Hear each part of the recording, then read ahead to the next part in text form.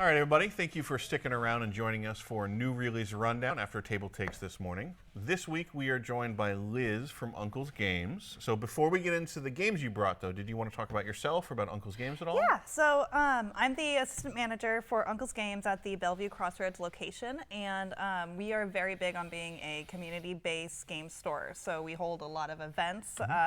Pokemon is one of our biggest ones.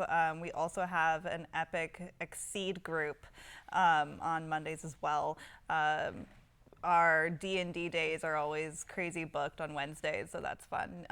RPGs and D&D specifically is like my favorite. So and the Crossroads Mall is a pretty cool place in general because there's the food court with all the kind of international foods and stuff like that. Yeah, they're very big on trying to keep like one type of food in the food court, so they don't want to double up on like Italian food or something. And there's no like general change. There's not like a Sbarro's or anything there. No. Like I think Johnny Rockets is the closest they get to a big chain. Anymore. Oh, really? Yeah. What did they get replaced with?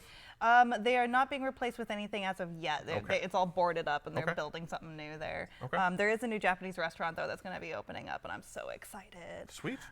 There's also like a QFC right there, so you could just like pop over to get some snacks and then come back and play some games because we have like a crazy amount of demos. So you could just like grab a demo and you have your snacks from QFC, and you can just sit and play as long as you like. Great. Well, so you brought 6 games. Yes. And I believe you're starting with a very special one that you want to dedicate to somebody in chat. Yes, this one I'm dedicating to my brother Billy. Wonderland XIII, it's obviously due to the title. It's Alice in Wonderland themed, and so that's my brother's favorite anything related to Alice in Wonderland he loves. So as soon as I saw this, I was just like, Billy! There you go, Billy. On the inside of the cover, too. Yes, it's a door! It is a door! This game, I had so much fun going through it. The art is precious, and it's just, for Alice in Wonderland fans, like, I was just so tickled. It's so cute. It's got little metal keys. Yes, they're nice quality metal, so they're really cute. And then the art on these cards, though. And this game came from Japan, it looks like. It did, yes. There are 3 translations, and then even with the scoring cards to remind you on how you can score in your game, sure. They also offer those in 3 different languages. I believe it's English, Chinese, and Japanese. Okay. Yeah, so the art is very kind of cute anime. Super cute anime, like almost chibi-esque. And so what you're trying to do is we are trying to write the 13th chapter of Alice in Wonderland. And to do that, you are going to have 3 cards in front of you that would represent your notebook for writing the 13th chapter. And then there's going to be a pile of 5 cards in the center of the table where the keys are set in the center of that. And so you would just like, until you have 5 piles, right? So I'm just, for time's sake, bow, bow, and bow. And then you have these beautiful keys in the center of your pile. And to make it clear for people who don't have these cards to look at, all the cards are full art. So there's no like numbers, there's no rules text on these cards. They're just very pretty. Very pretty. Okay. So how do you use them? So what you do is when it's your turn, you need to unlock a door to be able to add cards to a tunnel, because we're in Dreamland and we're trying to give inspiration to somebody to write this 3rd chapter. So we have a tunnel from Dreamland to reality, and we're going to fill this tunnel with characters to help inspire. And what you're trying to do though is you don't want to have 3 of the same character. Okay. There's different arts for the characters, but it's the character themselves that matter. So if you have 2 Alices up here, you draw another card and it's a 3rd Alice, well, you busted, and all of these cards have to go into a discard pile and you get no points for that round. Okay. So to do that, to be able to gain cards into your tunnel, you would take one of your cards from your notebook and you would set it down on one of these doors. So for example, I'll set it down there and I'm unlocking that door. I'll take a key, put it here to represent that that door is now unlocked. I grab cards on either side of the open door, and those are cards that are in my tunnel. And at that point, I can do one of two things. I can do this all over again until I don't have any cards in my notebook or until I bust. Or I can use a power from one of these cards that I had picked up on the first round. And so, where's the little cheaty cards? Let's see. Alice has a special ability of she can take a key. So essentially you can do 3 turns or an extra turn if you use Alice's power. The Mad Hatter does a really cool thing where he lets you take a card face down, you get to look at it, and then you would place it on the player's tunnel. So the player doesn't know who they have. So they're trying to build their thing, and I have to watch what they're building to be like, oh, you have 2 Hatters there? Well, guess what? I already put a Hatter down for you. So you just busted, and now you're not going to get any points. Sure. So it's kind of like a set collection game where you don't want to get duplicates. Exactly. It very much felt like Port Royal, which is one of my favorite Steve Jackson games. And I love the trick taking. I love the push your luck kind of games. Just kind of set collection trick taking combined together. Yeah. And so what happens too if I keep going and I end up busting? You know, these are now in the discard pile, and I only have 2 cards in my notebook. Well, what you do is you grab your discard pile. These would also be discarded. You shuffle them, and then you fill your notebook back up to 3. Those are discard. So these are my new notebooks to work with the doors. And you keep going until one of these decks run out. And when that runs out, that's the end of the game. You count up your points. There is a card where this one here, this is a really pretty card, and it has all the characters on it. And if you can get that card into your notebook section, which you can have as many cards in your notebook as possible. The repeats don't matter in the notebook. It's the tunnel that matters. You don't want it to collapse. So if you get that card, though, that has everybody on it, it can be worth 5 points at the end of the game in your notebook, and for every one of those you get 5 points for it. But if you have that out on your tunnel, and then all of a sudden you grab you just get 2 Cheshire Cats, well, the Cheshire Cat on that group card does count, so you busted. I did that so many times. It was frustrating. I lost horribly at this game, but oh my goodness, it was so enjoyable. So this is a very pretty game. So for fans of anime art or fans of Alice in Wonderland, obviously. You said it's very similar to Port Royal. Yes. Any other games or any other types of games that you would recommend fans of check this out? People who like trick-taking games, the push your luck kind. Sure. I'm kind of a troll, spiteful player. I like to push people. I'm kind of an instigator. So I like games that I can really play with with and do some mind games. Well, I was going to ask what the spite level of this game is, and it sounds like the Hatter at least has a direct With the Hatter, power. yeah. With the Hatter, you can really mess with people, and that was a lot of fun. I didn't get to invoke that as much as I would like to, but it was very enjoyable. Very pretty. Also very small. Very small, yeah. It can fit in your purse, and it's so cute. All right, and that is Wonderland XIII. Yes. So I believe the poll is for Video Vortex. Yes, this one's fun. This one was very enjoyable to even read the instructions. I was really excited for this one. Is there a Be Kind Rewind sticker anywhere on here? Actually, there better be. There are tokens that represent Be Kind and Rewind. Okay, good. I'm so tickled with this game. Oh, Taking it there's a lot apart, in reading here. the instructions, it all was so enjoyable to me. You have these let's see if I can get these. Do you like the 80s? Because there's a lot of 80s in here. So, I was born in '87, so Okay. my memory of the '80s is non-existent. Okay. But that being said, since my memory started at 1990s, I get a lot of what 80 culture is and early 90s culture mixed all the time. But every time, the whole time I was looking through this game and playing through it and just admiring it, it's it just reminded me of me dissecting the VCR. Oh yeah, there's something, there, you know, as a child. The art and color in this game is fantastic. Oh, it's so great. It is such a throwback. And I was just tickled pink the whole time going through this thing. And the instructions, though, this thing, this book. So you get a really nice story in the beginning of it. Nice. It's not really nice. The premise of the game is Y2K happened.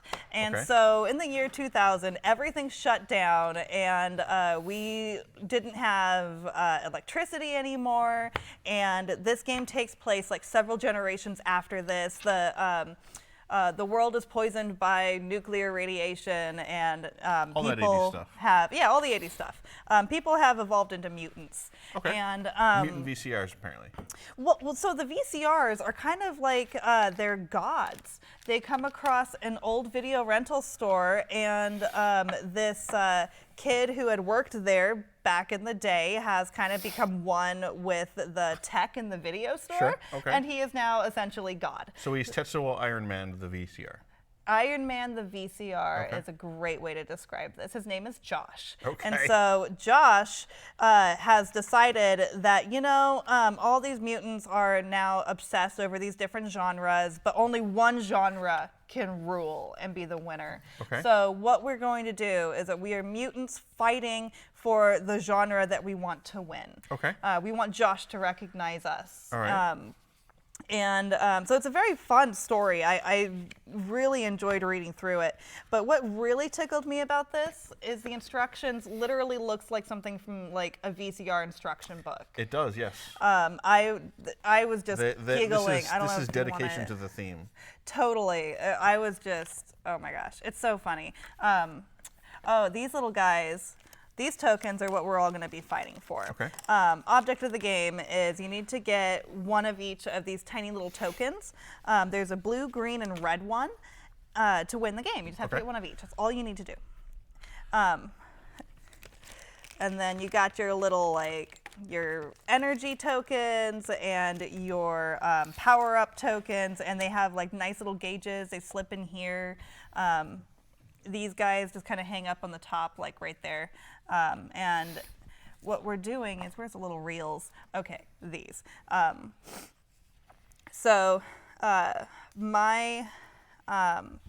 My coworkers were very excited when I opened this box that these were already built. They got really excited. It was funny. So less assembly required? Yes, actually. It was very nice. Batteries included? This is your health points. This is how you keep track of what your health points are. And each mutant will have a different max health point.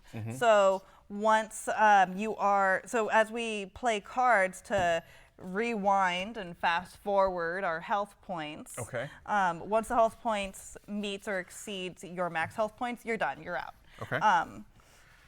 That just means you have to like discard everything and pretty much start over, but you're not out of the game because you know mutants can come back for you know sequels and stuff, right? So this whole thing, I feel like we need to have a game night where you play this.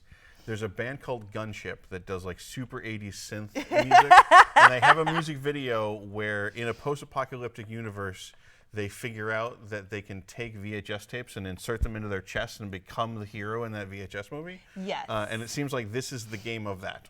Yes. The mechanics of the game, it felt so much like the Harry Potter Battle for Hogwarts game. So it's like a deck builder? It is. It is. You're because what you're going to be doing is as you're building your deck, which like with the Harry Potter game, you're going to have, depending on the mutant that you choose, you're going to have a set of cards to start with. So you will have a small deck on the side of the cards that you start with.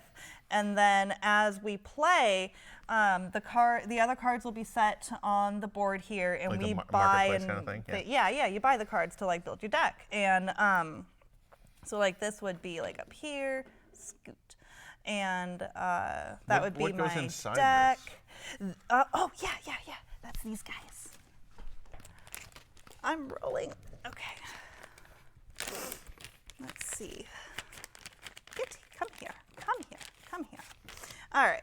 So one side will tell you the mutant's abilities. Is it an easy mutant to use? Because there are some mutants that are easier to use if you're just getting into the game. So Nimitz appears to be a medium mutant. Yes, he is.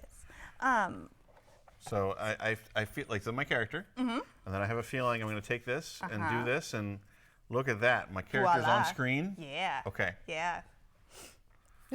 So high right. tech. Apparently he has a runtime of 45 minutes.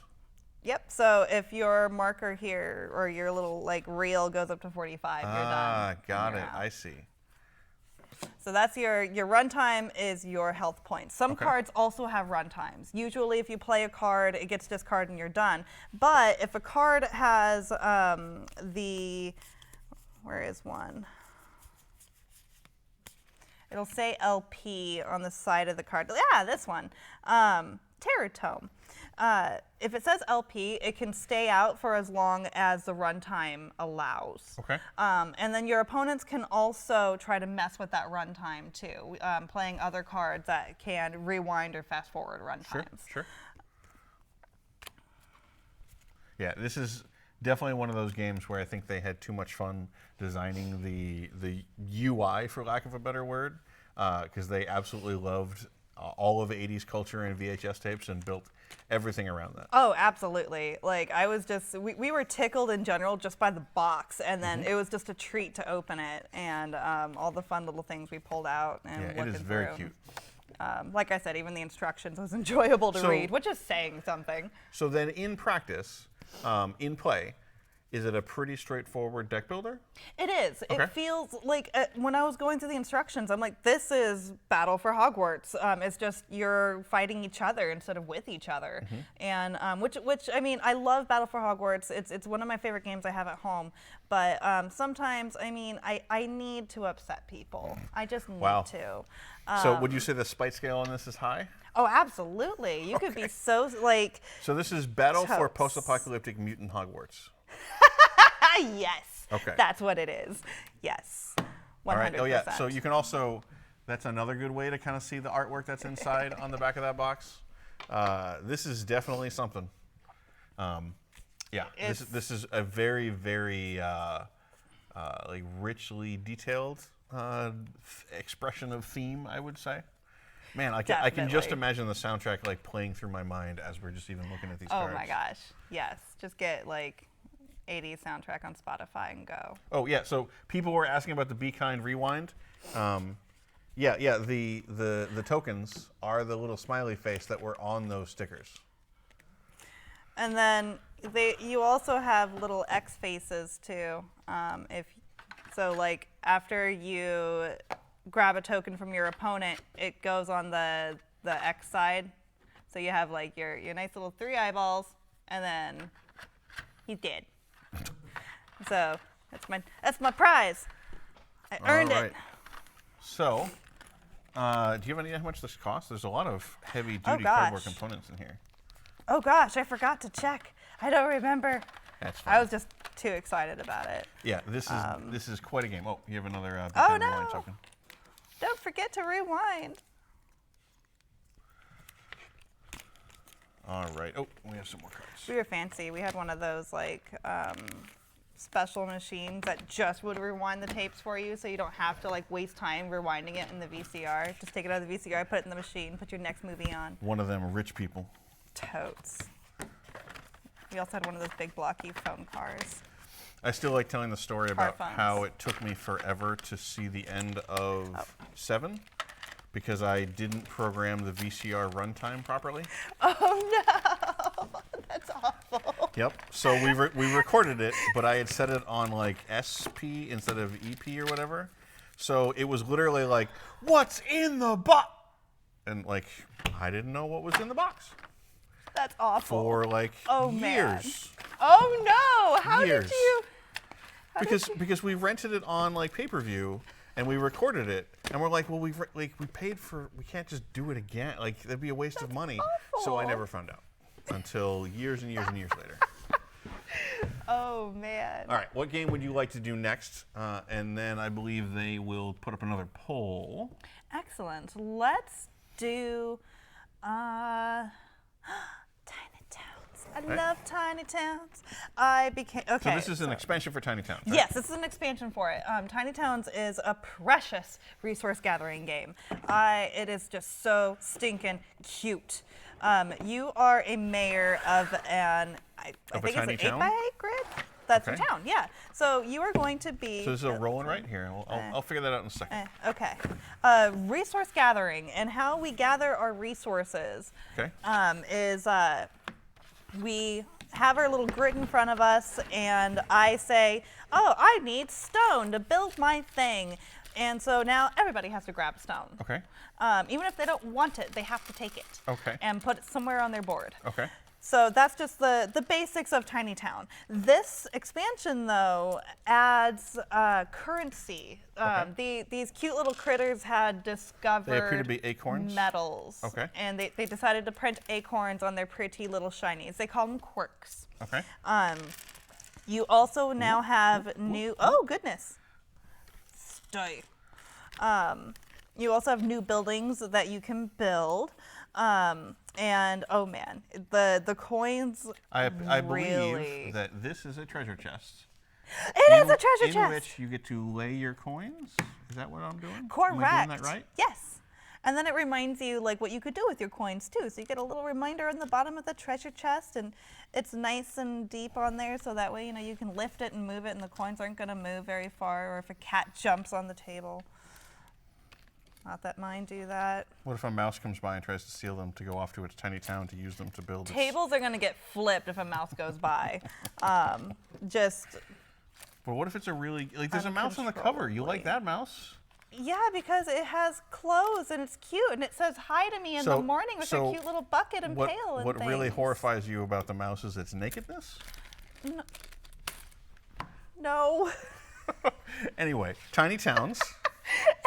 Anyway, Tiny Towns. Yeah, so like Tiny Towns, you have a pattern on the building that you are trying to create on your board. And as you're gathering your resources, so you got, didn't even see what card I put on there. So with this one, you have wheat, brick, wood, and stone, and you have to put it in that order. It can be mirrored, but it has to be in that order. So if you have a card like this guy, you can't just switch the blue and the red. It has to be in that order or mirrored. And so you put that pattern on the board with your little resources, which looks like these guys, and then you can build your building. Mm-hmm. The object of the game is to get the most victory points, and the victory points being, do you have it on here? Oh, you do. The little yellow circle with the green, looks like a clover, a four-leaf clover. Those are your victory points. So we're all going to be fighting to whoever has the most of those. And the expansion also gives you an extra sheet to keep your scores. So that is very nice if you run out. They have extras. I saw that and immediately assumed it was a roll and write of some weird style. No, it's just to help you keep score. Got it. Yeah, so the coins, though, you can get a coin if you manage to build 2 buildings in the same turn. You just automatically can get a coin from that. Other buildings also allow you to get coins if you so these new buildings will allow these new ones. Yeah. The old game has nothing to do with coins. They don't mention anything about coins. So if you wanted, you could only include the cards from the expansions if you just really want to play heavy with the coins, or you could just mix them all with the original game if you want to play light with the coins, or maybe you don't want to deal with the coins. Either way, it's the same game. It's just the coins add a whole other spice to it. It makes it a bit more intense. Okay. So you're gathering resources to put on your board to build these buildings to score points, and this adds coins to it, which appear to allow you to just kind of get victory points or to change some of the resources that you're getting. Exactly. I say stone, and you're like, I can't put another piece of stone on here because it's going to ruin my pattern. So you're going to spend a coin to maybe grab glass instead. Okay. Other buildings can allow you to do that too, but using the coins like that is really nice because then you don't have to deal with like the downsides of whatever that other building is. Okay. Because a lot of buildings that allow you to change resources like that have a downside to them. So the coins are nice. Now, there's no limit to how many coins that can be in the pool, because you will have cards and buildings that are going to hold onto coins too, and then you have your chest, but your chest can only hold 4 coins. You cannot have more than that. Sure. But if like there's no more coins in your little bowl, everybody has their coins on their table, and now you just built a building and you're supposed to get a coin out of it, you can just grab something that's just going to work as a coin. Sure. Okay. So that's fine, but you cannot hold more than 4 in the chest. Great. And like what the thing says too, you can exchange a coin for a victory point, or it also reminds you, hey, you build 2 buildings, get a coin. So it sounds like it's taking the base game and just kind of adding a little more options and maybe a little more strategy to it. Yeah, exactly, Okay. exactly. Cool. Do you think it changes the base game fundamentally? Or is it basically, if you like Tiny Towns, probably should check this out. But if you didn't like Tiny Towns, or does this change the game enough for someone to give it another shot? I would definitely recommend that they try it, because maybe the coin aspect can add that flavor that they were craving, and they just didn't get with the base game. I would definitely recommend people to try the expansion out for it. Okay. I love resource gathering games. They're some of my favorites. Sure. So I was just, when I heard about their expansion, I was like, I have to have it. And I wasn't disappointed. The coin aspect is super cute. Great. You just like using acorns for money, I think, and dealing with mice that wear clothes. There's other cuter animals in there than mice. Like, did you see the crow bouncer? He was cute. He was on the back of the I did not see the crow bouncer. instructions. Well, he's precious. Okay. It looks like Liminal has won the vote. Liminal. Oh my gosh, this book is beautiful. This was a joy to read. I remember seeing this up on Kickstarter as well.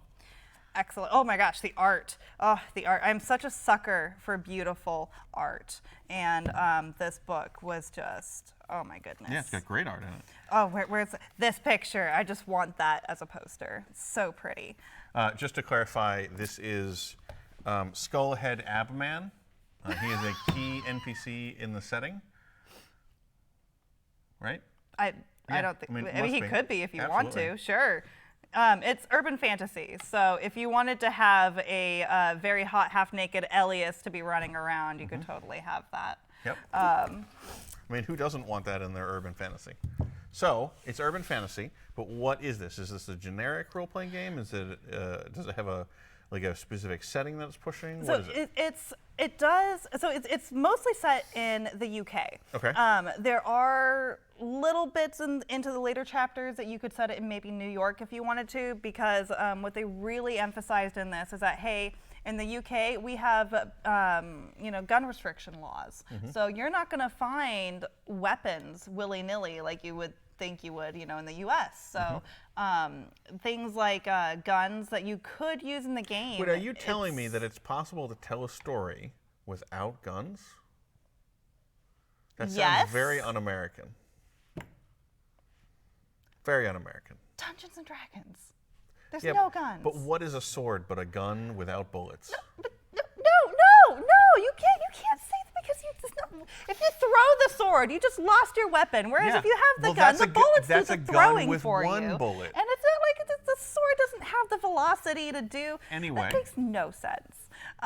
So Liminal is you said modern day urban yes. fantasy. In the beginning of the book, they talk about a lot of the things that they drew inspiration from for this. Okay. And some of the things were like the series Being Human, where you have individuals that are like one of them's a ghost, another's a werewolf, one of them's a vampire, and they all live together and they're all roommates, and you just have to you're just watching their day-to-day lives dealing with the situation that they live in together.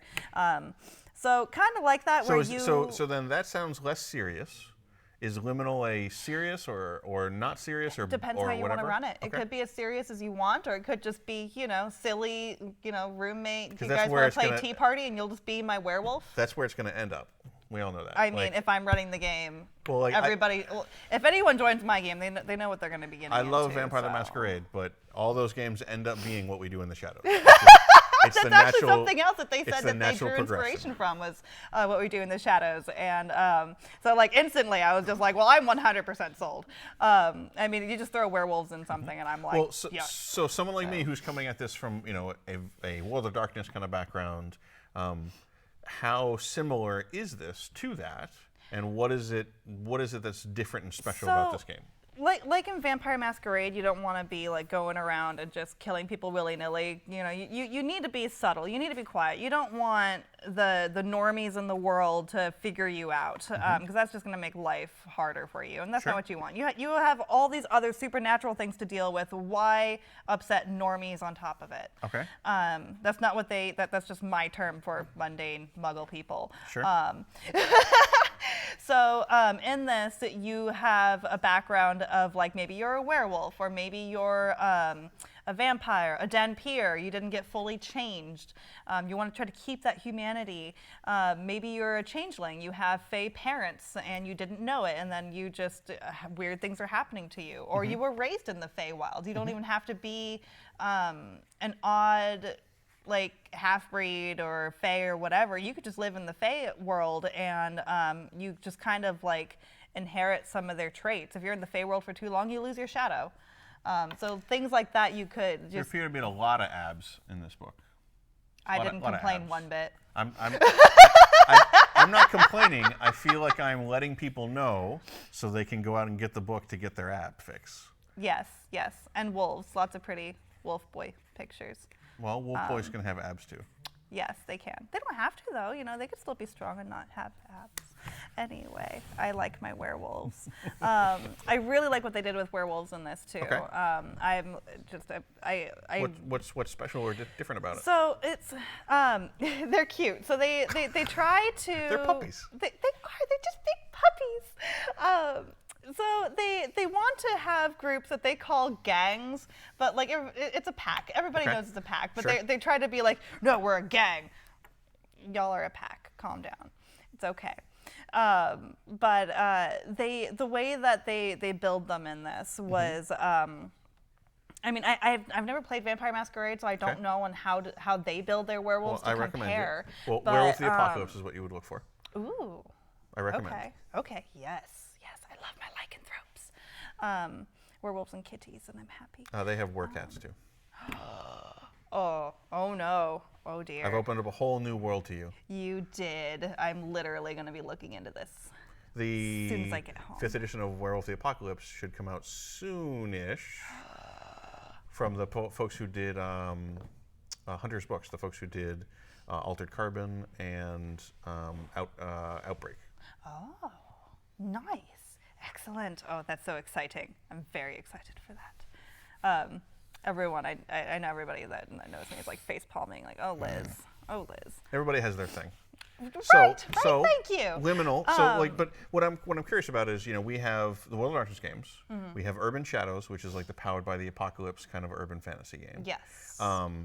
What makes Liminal distinct from those? So it's not an apocalyptic setting. It doesn't, to me, it didn't feel like Stranger Things, that dark, gritty thing. It felt more like Harry Dresden. Like you're going through mysteries with Harry Dresden, and you're using Numenera or Invisible Sun tactics to do this.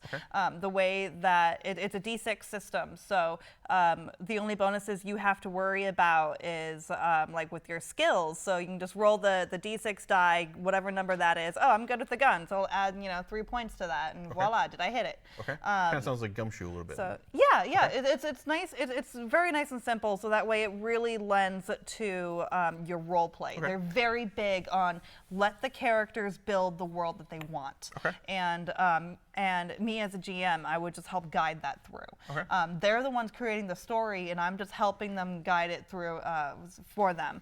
And they, if there's somebody that maybe it's an NPC that I didn't really plan on, but they really took to that NPC and they really liked it, they really enjoyed it, well, I'm going to make that a character that's going to come back later for whatever reason. They're very big on teaching you how to create hooks in your games.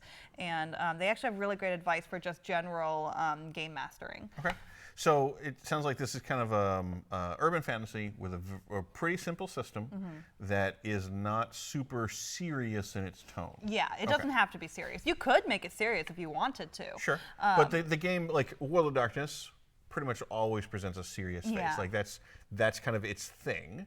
But Liminal sounds like it's a little more playful. Yeah, and with my luck, you know, I'm going to go in with it wanting it to be like, you know, Hellsing or something, and next thing I know, I have the What We Do in the Shadows group messing everything up and just, you know, Monty Python all over again. Again, like that's the key to role-playing games. You have to be able to kind of accept multiple genres kind of in one at the same time and enjoy them all, and then role-playing games all make sense. Yes. Definitely. Great. I'll have to check that out because I'm a huge urban fantasy fan, and the art is really, really good, and there is a remarkably high portion of sweet abs in there. Yes, all the lovely pictures, definitely. All right, what would you like to cover next? We've done that whole side. So I think we're just left with Mountain King and Dungeon Mayhem, right? Let's do Mountain King, because Dungeon Mayhem is really fun too, but this... So this was on beautiful. Kickstarter. I remember we talked about it on Table Takes at one point.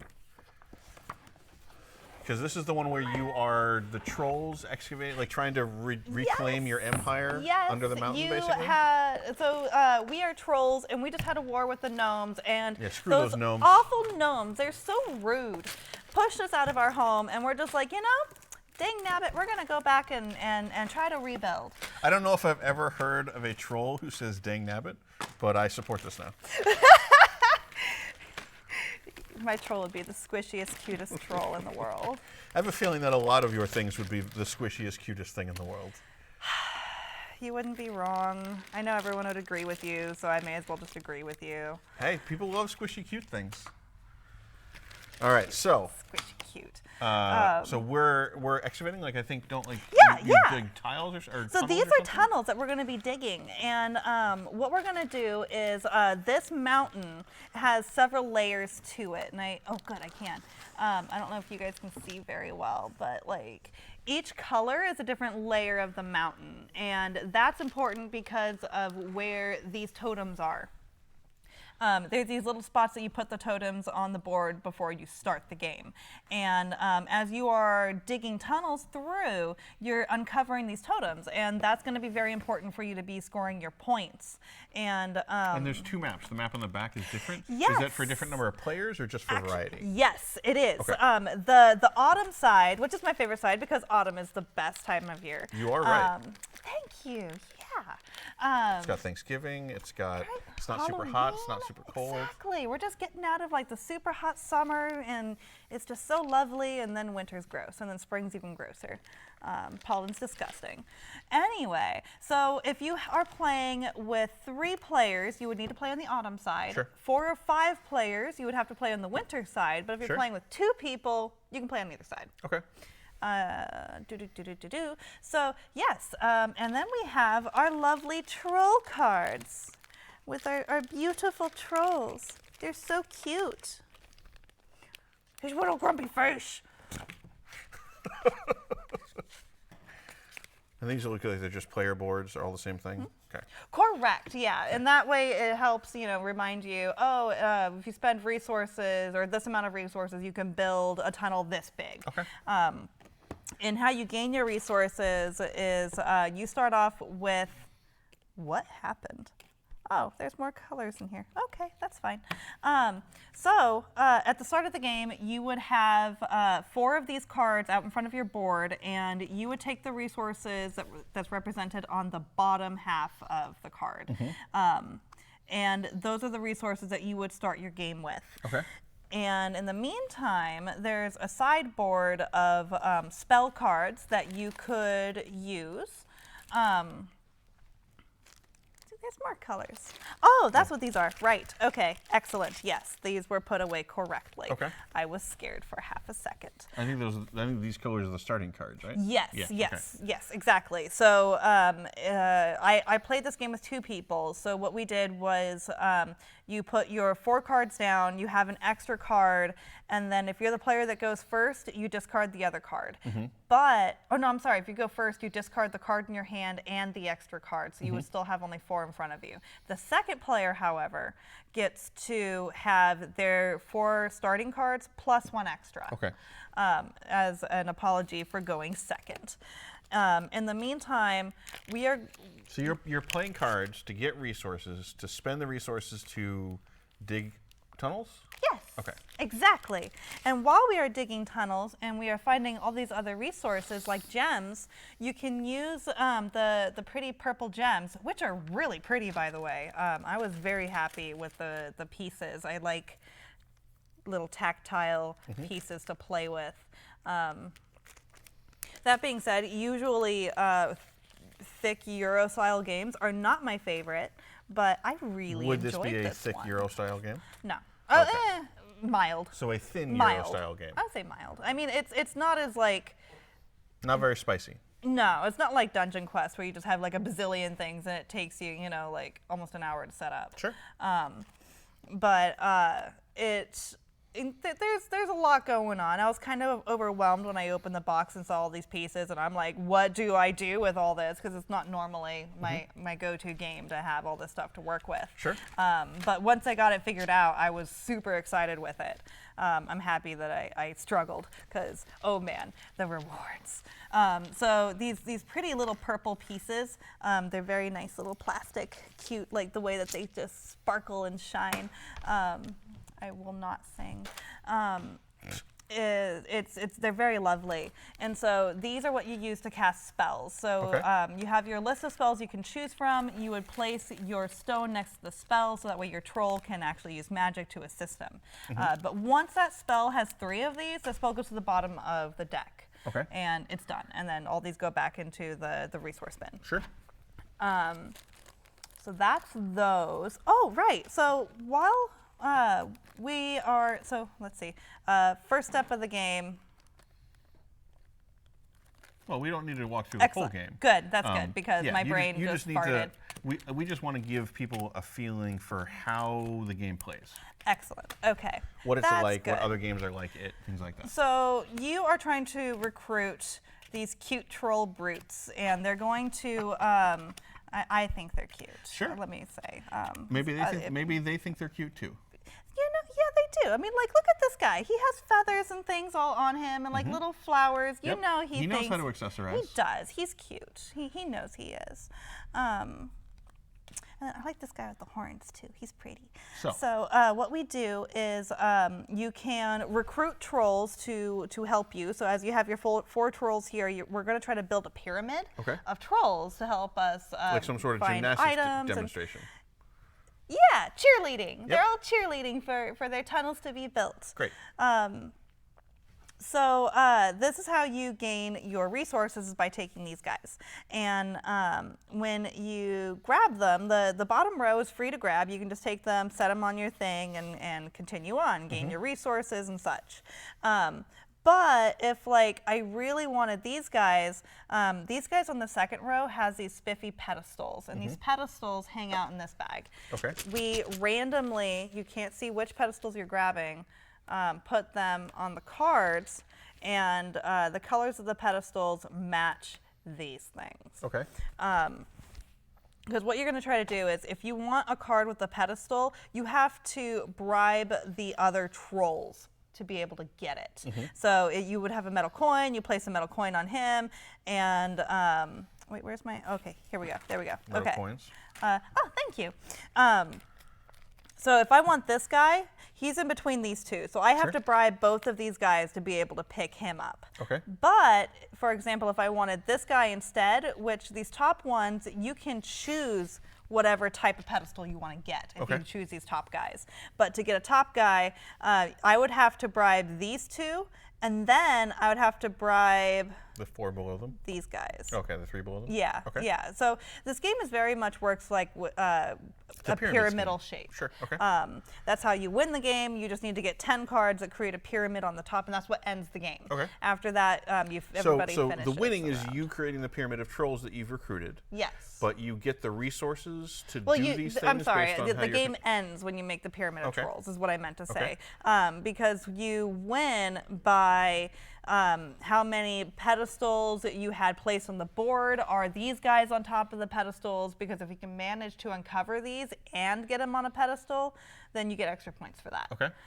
So as we're digging our tunnels through this, we uncover these guys, and then you can move them. Okay. So you're excavating the mountain to uncover the trophies, to put on pedestals, and build the kind of army of trolls you recruited to inhabit those tunnels. Correct. Okay.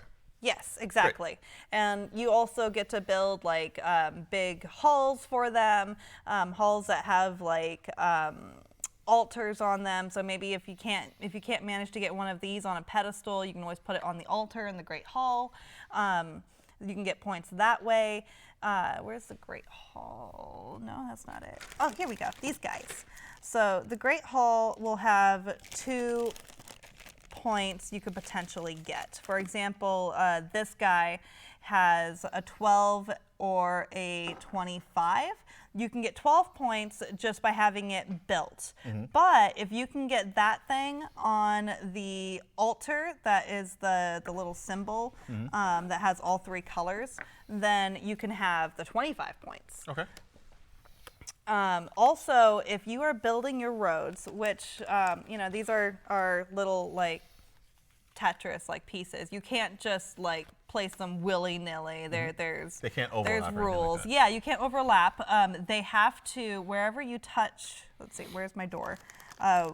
You start with a little door. Okay. And your tunnels have to touch a side in a legal space. So like I wouldn't be able, I could do that if I wanted to. That being said, if I put it here, I now have access to this nice little workspace, which has these tokens. That means I could exchange one item for another.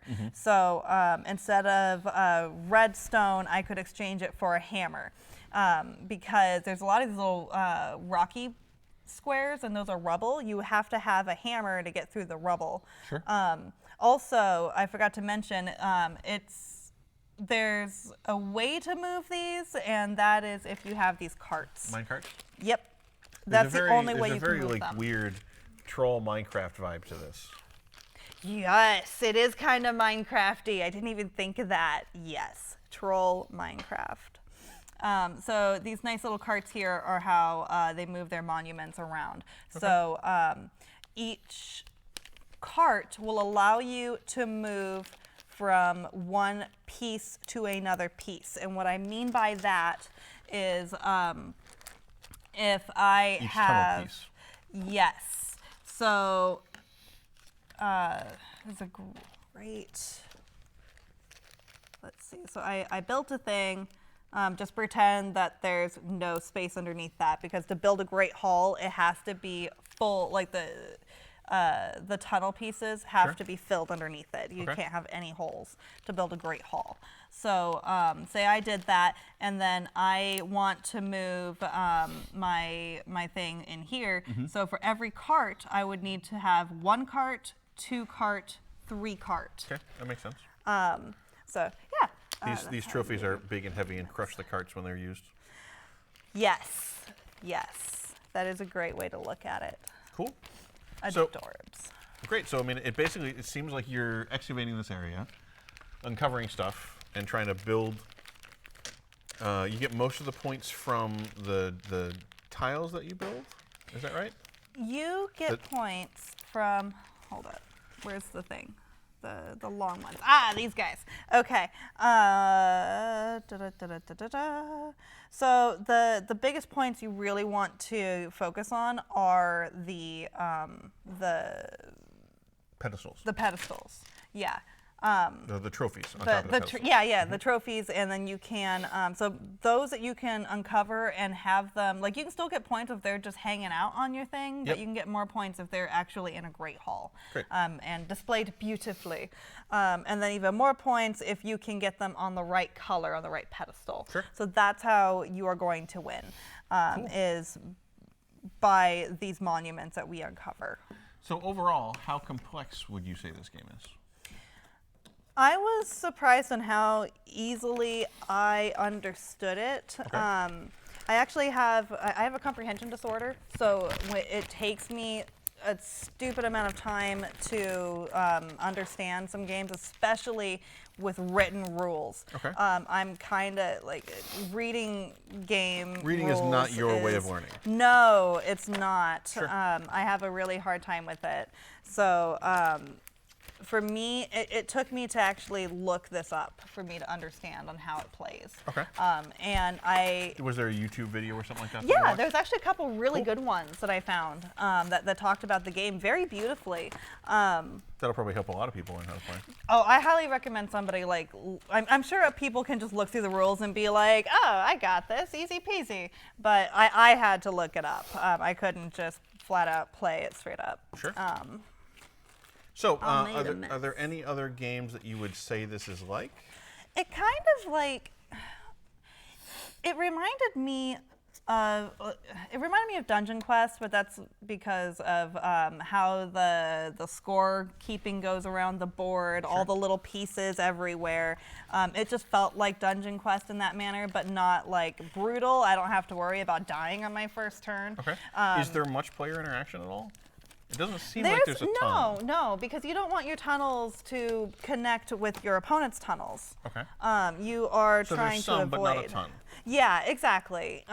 It's not. I mean, as far as like my favorite, aspect of gaming with the spite levels, there's not a lot you could do unless you really want to try to spread your tunnels out in an annoying way to where others can't really build. Sure. That's the only way I could really think to really be annoying. I haven't played the game enough to find anything else to upset people with yet. But you'll keep looking. Oh, absolutely. Okay. So relatively low spite level, Minecraft trolls. Minecraft trolls, yes. Mine trolls. All right, I believe that leaves us with one game, which is Dungeon Mayhem, and I think that you appear to be excited about this one too. It is adorable. I was in giggle fits over this. So it's good. It's fresh. It's really cute. It's a really fun little fighting style game. So this, I'm sure if you covered Dungeon Mayhem, I don't want to. We have not. Oh, you haven't don't think at all. we have. Okay, excellent. I don't think it's come up. So it's kind of like, do you know the game God's Forge? Yes. It felt like that without the dice. Okay. And this beautiful box, this monster box, comes with all these like lovely little dividers for your characters. So if you have the original base game with the 4 characters and even the other expansion that has the two other newer characters, Sure. You have nice little dividers that comes with this set to help you organize all of your pieces, which I enjoy. So does my Virgo wife. And this nice little box to help you keep track of all your tokens and things. But what the monsters that you can play are hilarious. Are you basically just playing cute D&D monsters beating the crap out of each other? Absolutely. Like, okay. I mean, you could still play the characters if you wanted to, but why would you do that when you could be a mimic? A mimic chair? I mean, it's a mimic. You can turn into anything you want. Sure. Is it a hat or is it a mimic? So Put it on your head and find beholder out. in there somewhere, I'm sure. Oh, she is beautiful, and she knows it. These cards, like when we were going through these, I was just in near These rules tears. don't seem complicated. No, it's a very simple game. How does it play? Draw a card, play a card, and Okay. we are trying to kill each other. Go figure. Okay. There is where's my little health thing? Oh, there it is. So you have your card here that tells you your health. starting at 1. You also have a lovely card that reminds you of what you can do and what symbols mean. Sure. You have your attack symbols, you have your defending symbols, gain health, draw extra cards, and everything happens as soon as you play them. Okay. And it looks like you, in larger groups, you only play to your left and right, maybe? Looks like 5 to 6 player rules. Yes. Okay, interesting. Yes, exactly. So this is just a kind of very quick, chaotic card game that you're just going to be, you're playing a monster attacking other monsters. Correct. Great. Thank you. So, what are some of these cards like? So it's just... the cards are hilarious. Oh my goodness. Yeah, the Beholder has me, myself, and I. Mm-hmm. Okay. Tyranny of Beauty. All right. The hat was cute, but oh my gosh. This one, the gelatinous cube, Blurb. Was it Blurb? Blorp. His name is Blorp. Sorry, Okay. Blorp. His name's Blorp.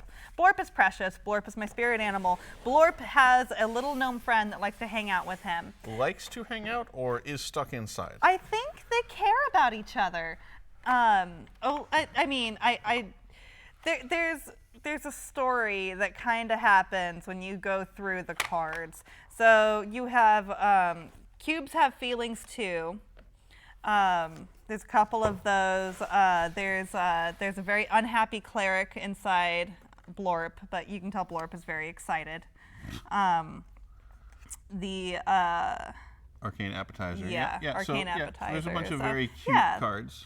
Blorp burping is also precious. Also looks like me when I burp. I see why you associate with Blorp. Oh, he's precious. I love him. Fastest cube alive. His little gnome friend is helping him run. So which of these monsters were in the basic box? Do you remember? So the basic box didn't have monsters. They had okay, just the characters? Yeah, player characters. Got it. So you had a tiefling, you had a cleric. I think one of them was a ranger. I don't know. I wasn't too into the game before the monsters. Sure. When the monsters came out, that's when I was like, okay, now I want to look into this. Where is it? Here's the gnome helping, but the poor gnome, I mean, Blorp loves him so much and doesn't know on how to love And without can't let pain. him go. Can't let him go. So former friends, you don't even get to know this gnome's name, this poor guy. Oh, there's also me right there, just wanting to hug people there and is a harming mimic, them. a beholder, a gelatinous cube, Yes. Dr. Tentaculus, the Mind Flayer, I assume. Yes. He loves tea. He gains health by drinking tea. There's Hoots Magoots, one which shit. is an owlbear. Yep. Hoots Magoots is precious. Oh my gosh, that was so much fun. Just all of his cards are so silly. We have Lord Cinderpuff, which I assume is a dragon. Oh, he is handsome. Yep. Very dapper. And then we get into like boring names like Jaheira and Minsk and Boo and stuff like that. Yeah, 'cause all those are like PCs. all like characters from the Forgotten Realms or something like that. Yeah. Okay. So this had come out in like a very small box with just those characters. Yes. And then this is like the bigger deluxe version with the monsters. The original box had 4 characters in Okay. it. And then after that, they came out with 2 extra characters. And then this box just got released with the monsters, giving them all cute little personalities. And their personalities really shine through the cards. It was just so precious. All of us were we were all laughing about it. It was so good. Very cute. So what other games would you say this is like? I mean, it very much felt like God's Forge. It's just you didn't have the dice aspect with it. Okay. Which I mean, I love that. That was one of the things I loved God's Forge for was I like little dice games and things like that, push your luck games like that. But this one, it's just cards that you have that you're playing with. And you're just fighting each other with these cards. So. Anything else? Any other games that you think would be in the same category? Oh my gosh, I can't think of any off the top of my head. So, Spite Level. I mean, this is a very direct combat other people game, but it doesn't seem like it's a very tricky game. Like you don't it's trick pretty people. You don't straightforward. have like elaborate People know plots. what they're getting themselves into. It's not like Munchkin where you can be friends and then next thing you know you got stabbed in the back and your level got stolen. So I would say this is very competitive, but maybe not super spiteful. Yeah. Okay. I mean, I'll find a way to make that happen, but it's not like It's necessarily a metagame goal for you. Yes. Great. Anything else you want to say about it? You can say Stinking no. cute. Okay. That's it. It's just Great. adorable. I think we've covered all the games that you brought. So thank you for bringing those out. I hope that people fun. in chat found something intriguing about a lot of these. It sounds like, I think for most of them, somebody in chat got very excited about each one. So I'm glad that they all found homes in everybody's hearts. A number of them had hearts in them, actually, now that I'm thinking about it. But thank you again for coming out. Thank you to Uncles for sending you out. Anything else that you want to say about yourself or Uncles before we leave? No. Oh, yes, I do. Okay. Actually, all right. We are so excited. We just started a singles program for Magic. Helping Magic people date or buying single cards? No. Oh, okay. Okay. Point, fair. Same thing happened when I told this to my friend. Should have known. No, it is not a singles program for nerds. It is a program to buy single where cards. you buy single cards for Magic. Okay. That sounds more like something a game store would do. So yes. Perhaps I should have presumed that. I mean, you never know. All right. We'd love to help out all of our friends. So Dating so games. Uncles is now selling single cards? Yes. Great. Yes, we have a little kiosk that is on that annoying pillar that's in the middle of the store. Sweet. And so we have a use for it. We're excited. Awesome. But no, we're really excited about it. Our Redmond store has been doing it for a couple months now. I don't think I've ever been to the Redmond store. It's bigger than ours. Okay. We try to focus, in the Bellevue store, we try to focus on having more of a limited selection of titles. Mm-hmm. So if you're looking for something that's like super specific, maybe the Redmond store would have it, whereas we would hold more of titles that sell more. Sure. But more like core library stuff. Yeah. yeah, definitely. And so that's just we're really excited about it, and it's a lot of fun. We're working with TCG Player for it, so you can just go on their website and like even order cards from your home, and then just pick them up when you get to the store. Cool. Great. Yeah, it's super rad. We're really excited about it. Awesome. Well, thank you again. Thank you, everybody, for sticking around through all the games that we went through and joining us today. I hope you were there for Table Takes in the morning. So don't forget, we have a whole lot of other shows on our Twitch channel. Tonight we'll be playing the Alien RPG. I don't know if you've tried that out yet, but it's very good. It's not yet. It's very good. So we'll be playing through the Alien RPG tonight. On Mondays at 6 p.m., the Brothers Murph play board games. On Wednesdays in the morning, the Brothers Murph will paint minis with you, show you how to learn to paint minis. And then at 4 p.m. on Wednesdays, Peter Atkinson and Emma will interview somebody about the history of D&D 3rd Edition. I think Tom Lockwood, the artist, is the guest for this week, but I don't recall. And then Wednesday evening at 6:30, the Westgate Irregulars are a group of authors who will play through a D&D campaign.